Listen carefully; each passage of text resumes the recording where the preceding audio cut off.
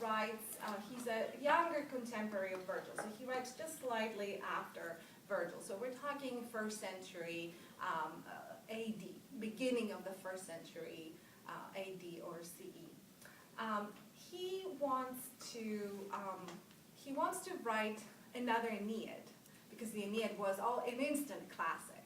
But of course he cannot write the same thing. So he writes a different poem, the Metamorphoses, in which he uses a lot of Virgil's tricks, if I can say that, but does them in a different, of course he tries to do them differently. So his audience, who would be very sophisticated, they would instantly recognize what he's trying to do vis-a-vis the text of Virgil, they would get, they would understand, they would know immediately.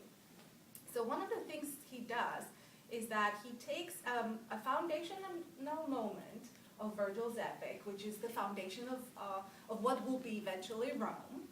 And so when he talks about that, he actually has the women do the founding, not the men. So he's going back to a moment in Roman tradition where the women have the most important role in the founding of the locale that will be one day Rome.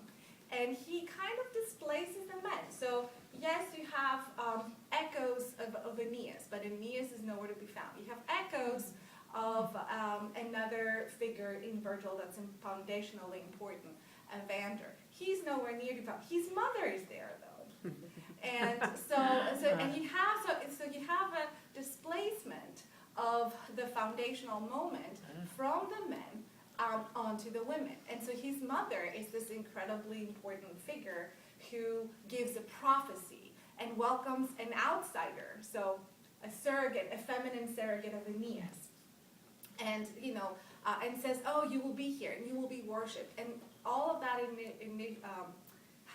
initiates a new a ritual that is perpetuated throughout the ages and is celebrated by Romans, and it seems almost to be taking the place of the male foundational moment that the Aeneid is trying to do. One thing I should say is that although Ovid tries to imitate Virgil the most in the Metamorphoses, the scene I'm describing is actually in a different work of his, the Faust